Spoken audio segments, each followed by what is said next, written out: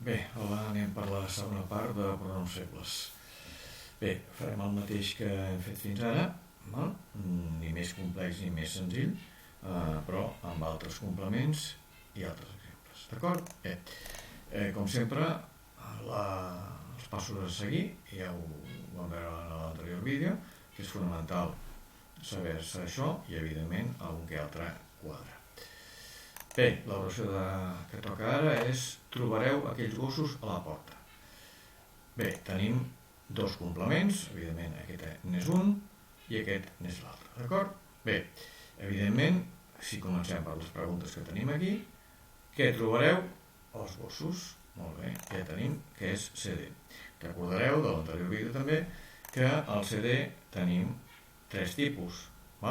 Bé, aquí què té davant gossos? Té aquells, si us fixeu, aquí també hi és, correcte? Per tant, és D. Molt bé, posem D. Com que li toca D i és masculí plural, evidentment li tocarà els, correcte? Bé, aquí el tenim. Recordeu que perquè encara que aquí posi aquells, aquí no hi ha aquells, només hi ha aquests quatre d'aquí. I com que és masculí plural, gossos, doncs li toca aquí. Anem per l'altre. Quina pregunta faria? Sí, a veure, aquí trobareu? A la porta? No. Què trobareu? Ja sabem, els gossos, d'acord? No confongueu aquest CI amb el CD. La cosa trobada és gossos, ja sé que no són coses, però s'ha de fer així. Per tant, no és CI. Bé, atribut, necessita verb copulatiu. Trobar no és un verb copulatiu. CRB, preposició. Sí, hi ha una preposició, però fem. A què trobareu? No té sentit.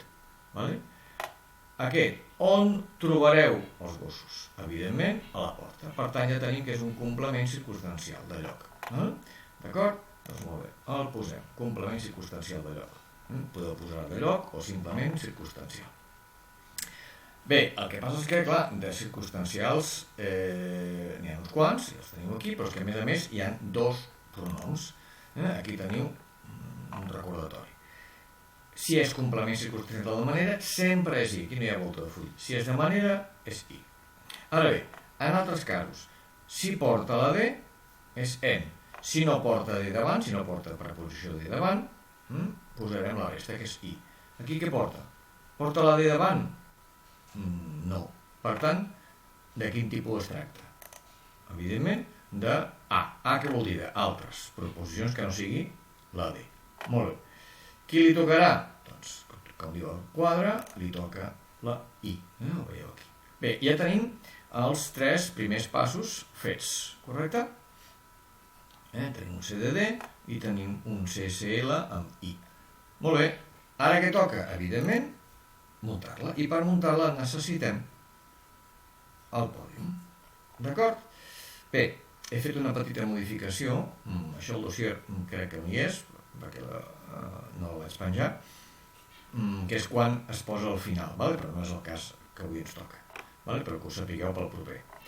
Bé, muntem-ho, no és obligació, per tant, primer van els pronoms, els col·loquem. Molt bé, ja els tenim col·locats, no hem acabat, recordeu, ara simplement estem en el punt número 4. Anem pel 5, apostrofem on guionem. Recordeu que el guió només va darrere, no davant. Molt bé, per on comencem? Us recordeu de l'anterior vídeo? Evidentment, comencem per la dreta, no per l'esquerra. Comencem per la dreta, perquè sí, per aquí no. Sempre el de la dreta. N'hi ha dos, doncs sempre el de la dreta. Molt bé. Què podem fer aquí, doncs? Acaba amb vocal? Sí, cert. Comença amb vocal? No. Per tant, què farem? Res. Correcte? Molt bé. I l'altre acaba amb S, hi ha un H, però no hi ha dues vocals a banda i banda, per tant, ja hem acabat. D'acord? No s'ha de fer res més, no podem fer res més. Els hi trobareu. Correcte? Bé, traiem tot això, tot el que no necessitem, i el pòdium sí. Traiem això, traiem tot això, deixem la pantalla neta, i posarem simplement els passos i la nova oració. Vam treure el quadre de la paret. Molt bé. Som-hi. Tenim, com sempre, el verb vam treure, tot és verb, recordeu, no només treure, sinó vam.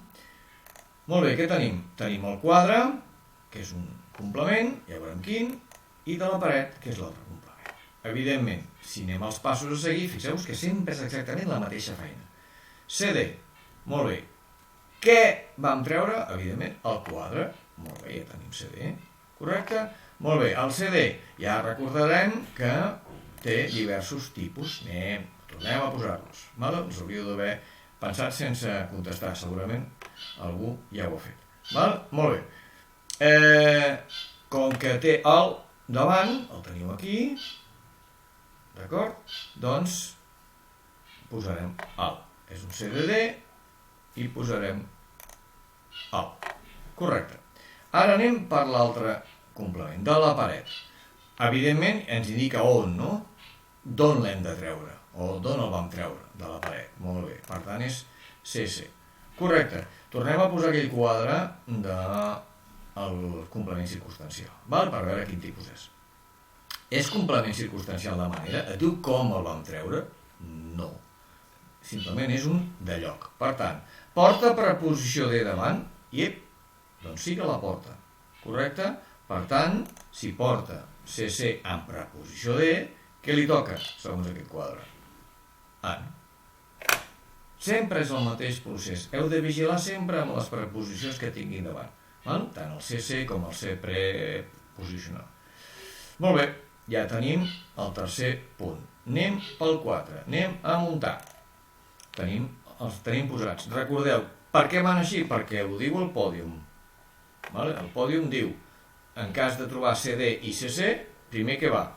El CD i després el CC. Doncs primer el CD i després el CC. Com sempre, per on no hem de començar? Per l'esquerra. Per on sí hem de començar? Per la dreta. Per aquest espai d'aquí. Correcte, doncs, què podem fer aquí? Tenim vocal aquí, sí, perquè es pot girar. Però i aquí? No. Doncs anem a veure si podem fer alguna cosa aquí. Què tenim aquí? Tinc una E i aquí tinc una L, sí, però recordeu que tots els que tenen E i una lletra es poden girar com un mitjó, havíem dit a classe. Per tant, sí que puc apostrofar això i això. De quina manera? Podríem fer-ho màxim a la dreta, que seria així, correcte? Però té un problema, i és que l'E en català no existeix. Recordeu que la norma de l'apòstrof és el màxim a la dreta possible. Aquí teniu un l'E. No existeix en català, per tant, fora, descartat. Quin és el que m'interessa? Doncs, evidentment, el que sí puc apostrofar, però cap a on? Cap a l'esquerra, correcte? Que seria aquest aquí. D'acord? Veieu la diferència? L'E no existeix, per tant, no puc apostrofar a la dreta. L'apòstrof existeix? Sí. En també? Sí. Correcte. D'acord? Per tant, ho podeu fer així, o alguns també haureu vist que es pot fer posant-lo darrere. Perquè quan tens el vaig, vas, vam, es pot posar tant davant com darrere. És el mateix, fixeu-vos, tampoc es posa l'E, però en aquest cas la diferència és que sí li puc posar, o li he de posar, més ben dit, apòstrof en contacte amb el verb. És l'única diferència. Davant no hi ha apòstrof, darrere sí. I fins aquí el segon vídeo.